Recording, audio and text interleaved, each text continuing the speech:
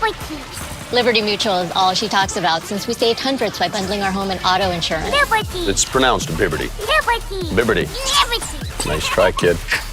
Only pay for what you need. Liberty, liberty, liberty. Liberty.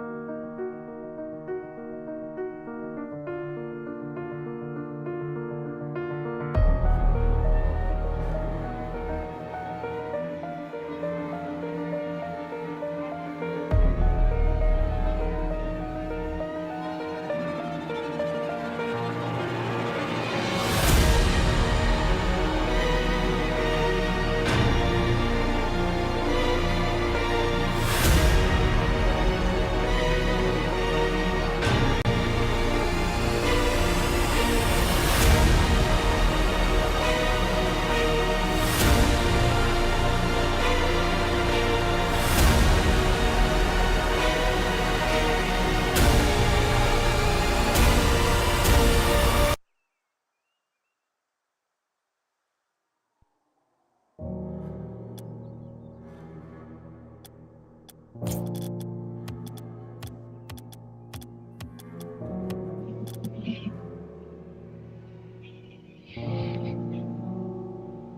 whenever you're ready to start.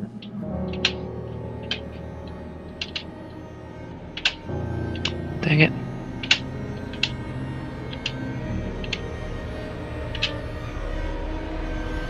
Oops. Alrighty, everybody. Are we here? Are we good with the audio? Is everything working?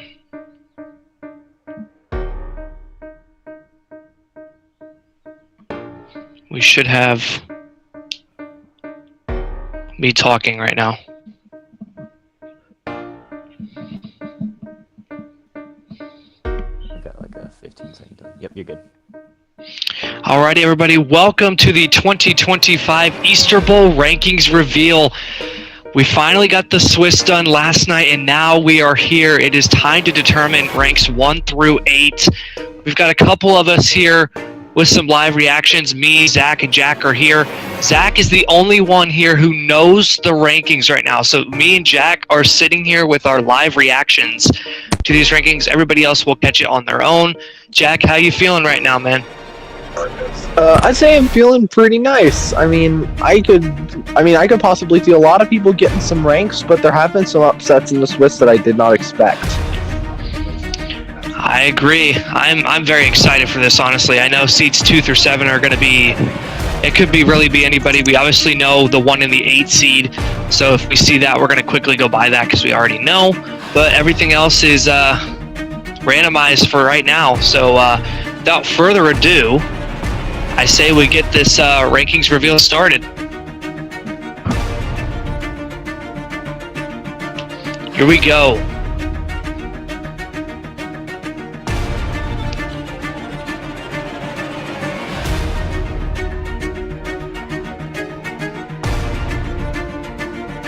So this is going to be the upper portion of the bracket that we are looking at first, with seeds 3 and 4 showing up there. 1 and 2 are not showing up. But here we go. We obviously know the number 1 seed already. He went 3-0 in Swiss. Zeph will be taking that 1 seed. He's got 2 lives going through. He's looking good already. I'm going to pause it real quick. Is the bracket a little bit bugged in the video? Because it's not showing Zeph.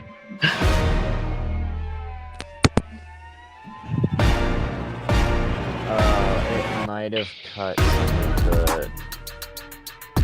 Okay, yeah, real quick, pause and right-click the filters on it.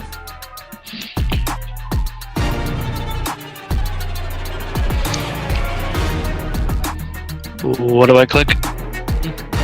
Oh, filters? Filters, and then yeah, and then just remove all of them that are there. It's only color key. Yeah, just remove it. Can you right-click Alright, there the we color go. key Yep. and just hit delete? Okay, there we go. It should We be got that fixed figured now. out, If you want to guys. start over, you can. I think it's okay. I If you never want to start paused over, it. you So. can, because I want to talk a little bit about it. Okay. Are you going to talk first? Yeah, I can talk real quick while you're getting that ready. Alright, so I have it ready. So, We are still live, so. Alrighty, so after that little mishap, I forgot that I had a little filter effect on. There is a lot of different statistics that went into calculating the seeds. Obviously, we already knew what the records are going to spit out for us for the 1 seed and the 8 seed, respectively, because, you know, those are winless or lossless, I should say. So we know those very well, and the 2 and the 4s, 2, 3s, and 4s are all going to be 2 and 1. The only thing that that does not give us any information there. So it went down into head-to-head, total goals scored, goal differential, and strength of record. There's a lot that was taken into play, and when you tally all these up and respect them into different point systems, this is what it suggests that it should be the seeds as. So without further ado, let's get the 1 seed out of here and start talking about this upper bracket, because this is going to get real dicey here. Yeah, a lot of things went into this, so I'm very excited to see kind of what it spit out for us here. We're going to finally get into it with no stops this time. Everything should work out fine. We've already went through this. Here's all the seeds for you. This is how everything's going to work out. You have 4 in the upper semifinals and 4 in the lowers. There's a look at how the upper bracket's going to look. So not very many matches for people up here. The bottom 4 will have a tougher road. So let's go ahead and get through this here. We obviously know the number 1 seed. 3-0 in Swiss. Zeph taking down both Omar and Caden in Game 5 and sweeping Jack. So there you have it. There's the 1 seed. We already know that. He will be facing the 4th seed, but here's where it begins. As we wait for C2, here it is. Seed number 2, who's going to have it? Number 2 is going to be Omar. So there you have it, Omar sitting at the number 2 seed. We obviously saw him lose to Zeph in that round 1 of Swiss in a Game 5. He had the forfeit against Grant in round 2, and then he beat Zach 3-1. So Omar taking the 2 seed here. That means we have Caden and Jack, or excuse me, me and Jack left in the upper bracket portion. It just depends who's going to be where here. No matter what happens, we are going to see a rematch between Zeph and one of these members that we already saw in Swiss. So let's continue going. I'm shocked that Omar got all the way up to the 2 seed. That is shocking. But here we go, the 3 seed. Who's going to play Omar? It is going to be me. Wow. Okay, I got the 3rd seed. I have to play Omar in the upper bracket semifinal. Didn't play him in Swiss the last time I played him. I got reversed. I got reverse swept the last time, so this worries me. I guess it's better than playing Zeph, but at the same time, Omar's such a very good player. So there you have it. I have the 3rd seed. Not sure how I feel too much about it right now, but that means the 4th seed, the only other upper bracket member remaining. The 4th seed is going to be Jack, and that means we are going to see a rematch from round 2 of Swiss between Zeph and Jack in the upper bracket. Oh. Jack, how are you feeling about that one? No, I don't want to play Zeph again. I got crapped on him one time. I'm going to get crapped on even harder. Remember, though, you have 2 lives. You have 2 lives. So if you lose to Zeph, and for me too, if I lose to Omar, we still have another chance. But here is your look at the upper bracket portion. These are going to be the matchups that you see. Really good matchups here. Again, Zeph and Jack is a rematch from round 2 of Swiss. Me and Omar have not played since the upper bracket finals in the Christmas Bowl, which saw Omar reverse sweep me. So very interesting rankings here. And now we get to see the final 4 seeds. We're going to move to the lower round, and we're going to see who got placed where, because this is going to be crucial in determining kind of the matchups that come out of the upper bracket. Seeds 5 and 8 will play, and seeds 6 and 7 will play. We already know seed number 8, which is why we are going to start there. Went 0-3 in Swiss. A lot of circumstances kept him from playing, so we can't really determine whether he truly would have gotten the 8 seed, but for Grant Hill, he's going to have to hope an easier matchup with seed 5 to play with. To kind of recap, Grant, he did play his first round matchup, but got swept. I don't remember who played him in that first round, but then he had the Christmas Bowl or Easter Bowl? Easter Bowl. That was Jack. Jack. So Grant Hill got swept by Jack. Unfortunately, could not play the match against Omar in round 2, so that was a forfeit, and then also had to have someone step in for him in his final matchup in round 3, so he technically never got a win. But we'll see how he does in the bracket. I think he'll have a better chance when he's actually able to play. But let's kind of go back down the order here. Seed number 7 here. This is either Ryan, Zach, or Grant. And it is going to be Ryan with the 7th seed. So that's quite interesting because if I remember correctly, looking at the statistics, Ryan had a more goals scored than both Grant Miller and Zach. So you can tell that other things were taken into account here. As Ryan fell to the 7th seed, that's going to be quite interesting because we now get to see who's going to play him. It's either going to be Grant or it's going to be Zach, which Ryan has played both of these members already in the Swiss, lost to both. So let's see who is where now. Seed number 6. Is it Grant or is it Zach? This is Grant Miller gets the 6th seed. So we're going to see the rematch from, again, round 2 of Swiss, or excuse me, not round 2, round 1 of Swiss. Grant Miller will be taking on Ryan in the lowers for round 1, which means, unfortunately for Grant Hill, he's going to have to play Zach in the opening round of the lower bracket as Zach picks up 5 seed. We saw him lose to me in the first round of Swiss in a sweep. He swept Ryan and then lost to Omar 1-3 in round 3. So that is the rankings, the lowers and the upper bracket. We're going to go ahead and think it's going to put them together for us. Yes, it will. You just have to make sure you pause it just right. Okay. And yeah, we can start talking about our thoughts on where everybody was placed in the bracket. So we can start with Jack here since he hasn't talked much. Jack, what's your overall opinion on where everybody was placed? Just no. I mean, I'm fine with everyone else. Like, everyone else did really good, and they did end up getting some really good spots, except for me, which I will be living in the deepest layer of the underground if I'm trying to fight for my freaking life against Zeph. But,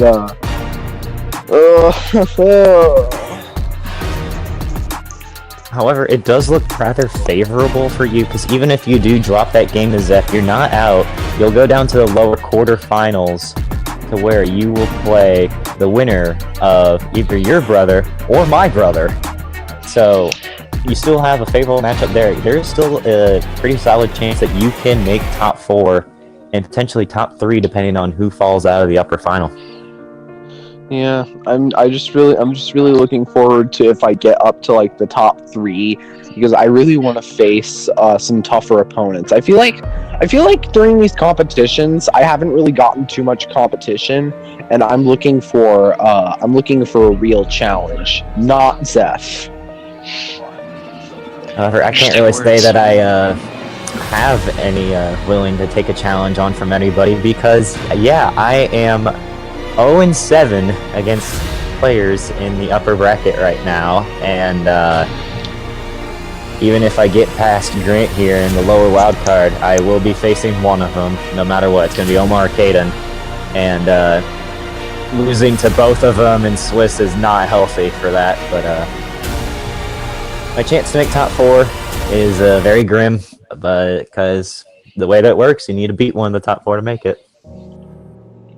I was just about to ask you about that, because I'm like, yes, you got the better matchup against Grant Hill, but that means you have to play a tougher opponent, either me or Omar, which you have not beaten yet. So that's going to be a tough road for you. In my opinion, I really like how these rankings turned out. I think they are the best that we're going to have. Obviously, the upper bracket is stacked. I'm very interested to see if anybody from that lower bracket first round matchups can make a run like Zeph did last in the Christmas Bowl, where he made that lower bracket run. It's certainly possible. You know, a lot can happen. So I'm very interested to see that. I know I have to play Omar, but I do like where I'm placed. I do like playing good competition, just like Jack mentioned, because you can't be the best unless you play the best. So that's kind of how I'm feeling about it. Looking at these upper semifinals and lower wildcard matchups, do you think anybody could be on upset alert?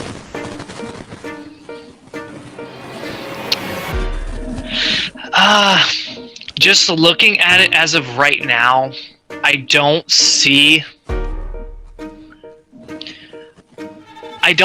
any like really great upsets here. Maybe Ryan could get his revenge on Grant Miller and take him out. I can see that happening. But besides that, I think whoever has the higher seed is definitely favored in the other 3 matchups. Although Omar and Caden, I feel like no matter who wins between me and Omar, it's not really going to be an upset. I was gonna say, in this case, like, I felt like the seeds, they could have been like easily determined here. I guess 2 and 3, where they were determined, did not matter. But to think that I think that you might have a good solid chance to upset Omar here, I would say that he is favored, but he has been down with that loss to Zeph. Lost to Zeph in a game 5, and he also took me to a game 4. But also struggled early. But he was able to close it out in games 2, 3, and 4 against me to solidify himself into a familiar matchup, as that matchup, along with every other one, is a rematch of some sort. That is quite shocking to me. There are still plenty of matchups that have not been played. I don't know if you guys checked out Zach's YouTube channel lately, but he made a post earlier about how everybody's done against each other. There are a lot of empty boxes for matchups so far, so I'm very interested to see if throughout this tournament if we see some new ones. There is one upset. Oh, sorry. Go ahead. For example, here, some of the opponents that I have never faced is Jack and Grant Miller. I actually have played everybody who's been in some sort of upper bracket. I've played Zeph, I've played Jack, played Omar, I played Zach, but I have not played Grant Hill or Ryan yet, so I don't see that happening throughout this tournament unless either one of those make a deep run. But after looking at the bracket a little bit, I do want to point out that lower quarterfinal match between the winner of Zach and Grant and the loser of Caden and Omar. I see that as a potential upset match just for the simple fact that whoever loses between Omar and Caden is definitely going to have their mental drained out a little bit, just because that's such a huge matchup to have round 1. So there is a chance that that lower seed can possibly pick up an upset win and move on. The other matchup between the 6, 7, and 1 and 4, I don't really see that as much. Just particularly because we've seen Zeph and Jack play in the past. And if Zeph continues to play how he's been playing, I don't see that one being extremely close. So that's why I feel like it's more grueling if the matchups go to like games 4 and 5 compared to a sweep. Obviously, because the matches are over faster. A good example of this was obviously Christmas Bowl, talking about myself here. I got reverse swept by Omar. I was up 2-0, lost the final 3 matches, had to play immediately after in the lowers to try to get to the grand final, and lost in game 5. That was not a reverse sweep, but I definitely was exhausted after a match like that. So that's exactly why I think that seed 5 through 8 and 2 through 3 there in the lower quarterfinal is definitely on upset alert. Another thing I noticed here is that Zeph, he did take that one.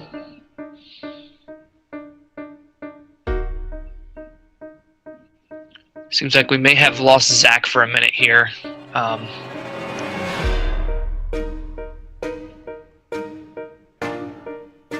We did. Wow, We perfect lost timing for my controller to just die there. Sorry.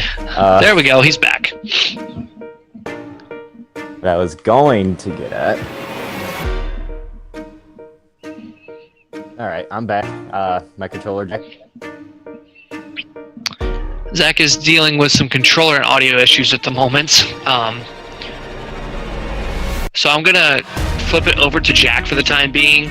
Jack, do you have any final thoughts on the bracket thus far? So we can give Zach some time here.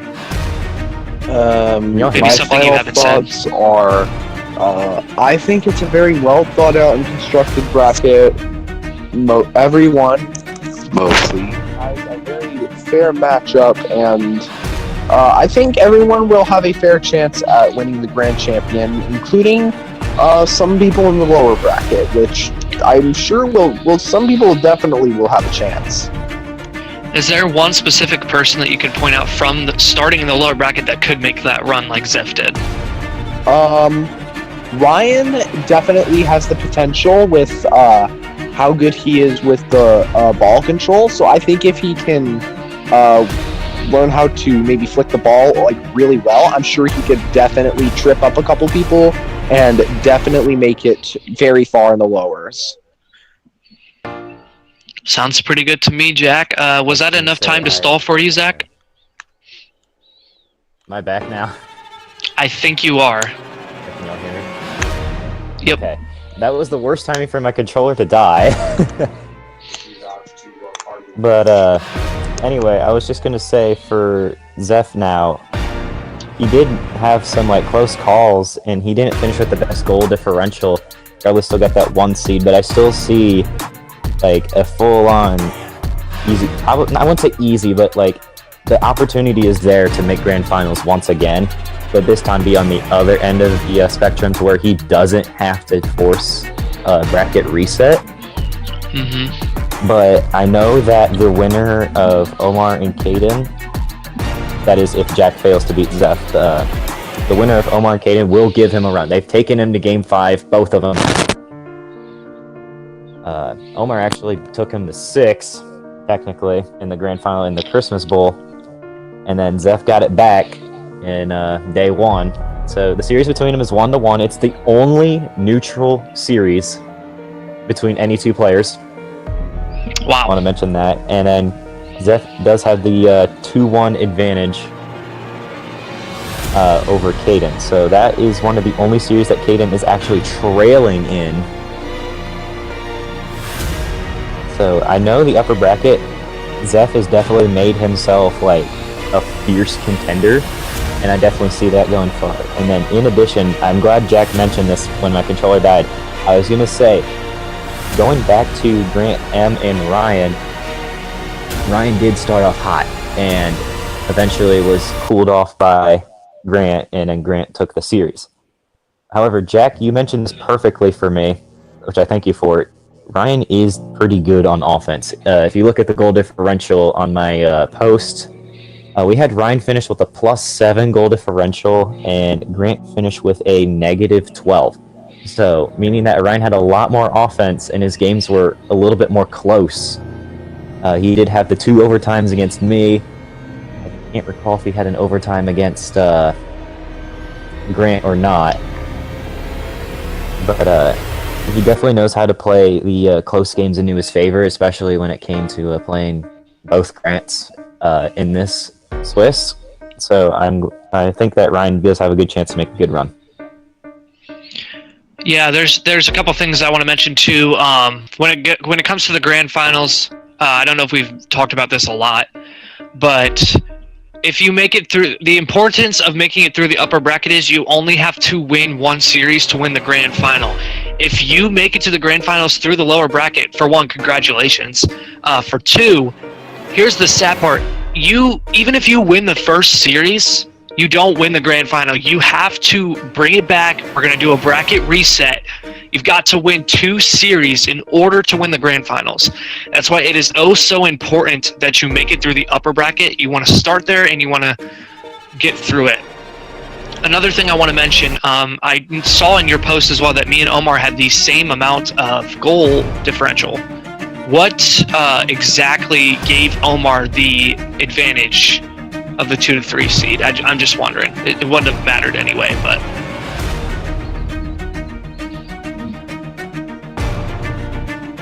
There were plenty of factors that were going to decide that Caden was going to get the 2 over Omar, such as the difference in performance against me being one of them. We saw Caden get a sweep 3-0, and then we saw Omar take it to 3-1. But however, when we look closer at these games, none of the games between Caden and I were blowouts. And we had 2 of them where between Omar and I were not out of hand. So we just saw the performance run away there, like how he was able to snag a whole lot of boost and get his opponents demoralized at the end and cruise himself to this spot. And then we also saw him have more of a performance in Game 5 against Zeph compared to Caden, where we saw Omar go to overtime in Game 5. Didn't close it out, and was forced to be in the 0-1 round, but got lucky with Grant having to forfeit. Not that he would have totally won, in my opinion. But that was one of the deciding factors that made me realize that Omar probably would have been the 2 seed. Very interesting. It's just nice to kind of hear kind of where the statistics are coming from. I do not have any further comments. I will show one more thing before we end off the stream, but I'm just wondering if either of you two have anything else to say about it. Other than the fact that I'm put against Zeph, I have nothing. I really don't want to go against Zeph. Hey, at least you have 2 lives, right? I guess I got one thing here. I'm just scared that he's gonna lose to someone. I'm gonna have to face him in the lowers, and I don't want to do that. All right, Zach, you said you had something. Having one more thing to say here. Yeah. So I'm gonna say this for a friend who's not here. Ended up getting off early tonight, but make sure you look at the title underneath the grand finals. There, we do have a sponsor, and it is Hatsune Miku. And I did actually program a pre-game show starring Hatsune Miku before the grand final, so you don't want to miss that. I don't know if it'll be on stream or just a separate video on my end, but please, I put a lot of hard work into that, and I know you will definitely like it. Sounds good, I guess. Since he put a lot of hard work into that, I'm going to let him do it. I know he's been wanting to.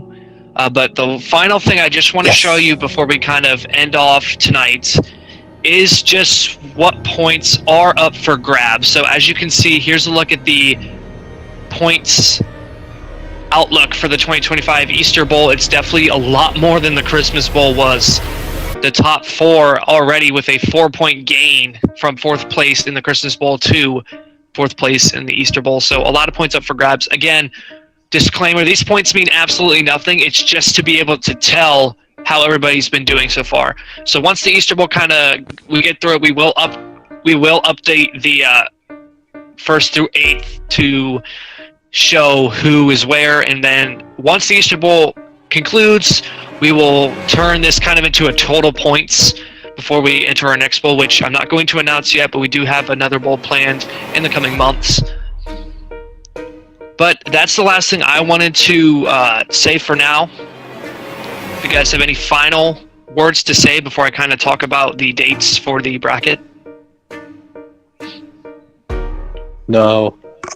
I really do not have anything other than the fact that we will have 2 people as first-round exits in the lowers. So to determine 7th and 8th will be determined off of their seeds and strength of record, and also how they performed in the opening series in the tournament. There you have it. Obviously, we will have some tiebreakers when it comes to getting eliminated, so we will lose 2 people at a time when it comes to the first 2 rounds. So that's how that will be determined. For those of you wondering when the bracket portion of the 2025 Easter Bowl will begin, we plan to get this thing started April 18th, I believe, is when we will be hopefully starting this out, maybe the night of April 17th. But between then and April 21st, we will try to get this complete. It is the weekend of Easter, so a couple weeks away here. We're going to try to get it all in. I know we kind of struggle with the Swiss, but it's just because of not being able to get people on. So we're going to try to communicate this as best as we can. If we have to make any changes, we'll make sure to either post it on my channel or Zach's channel. So just stay tuned to both of our channels if anything were to change. And there you have it. Those are your dates for the 2025 Easter Bowl. Reminder, my YouTube channel is ZachAttack06. I've been keeping up with all the posts on there like Caden just mentioned, and I'll be also releasing other videos and clips on my channel of the Easter Bowl or anything like a funny commentary that Caden.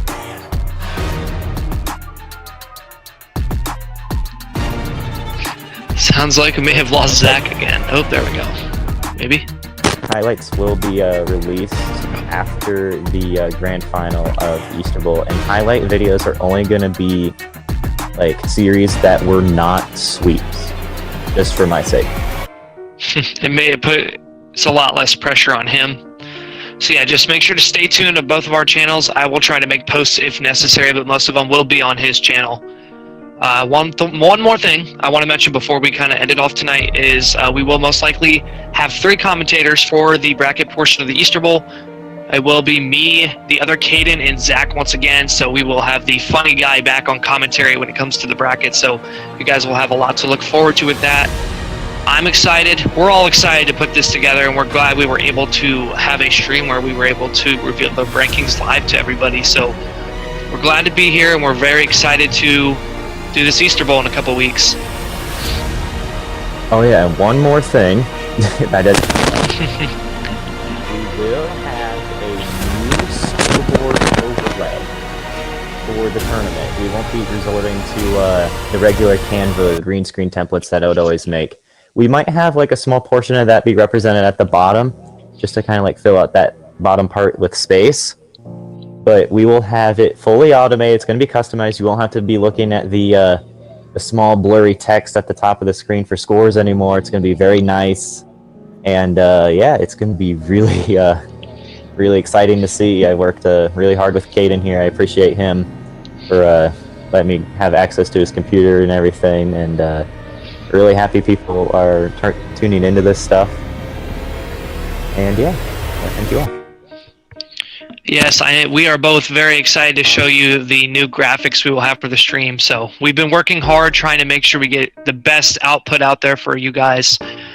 So we hope you all enjoy. That's going to wrap up the rankings reveal for tonight. I just want to give a special thanks to everybody who's been participating in the Christmas Bowl and the Easter Bowl. We love being able to put this on, and we thank you all for participating. We thank everybody who tunes into the streams. It wouldn't be like this without you. We're doing this for fun and to have a good time, and we're just glad to have you guys here.